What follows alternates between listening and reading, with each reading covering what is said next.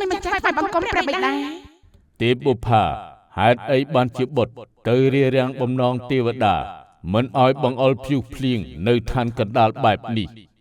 បុត្រដឹងទេថាធ្វើបែបនេះខុសនឹងវិន័យរបស់ឋានសួគ៌គេនាំគ្នាសាងបាបក៏ត្រូវតែសងវិញដោយបាបដែរ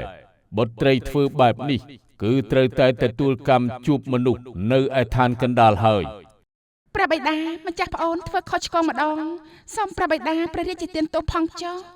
លើកលែងទោសពុំបានឡើយនេះជាវិន័យរបស់ឋានសួគ៌បុត្រីទេពបុប្ផាបុត្រចុះទៅរស់នៅឋានកណ្ដាលរហូតអស់ជីវិតទើបដកព្រលឹងឡើងមកឋានសួគ៌វិញបានពធមិននឹកស្មានថាខ្ញុំម្ចាស់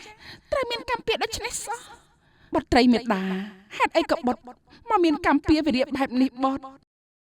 ម្ចាស់អូនម្ចាស់បង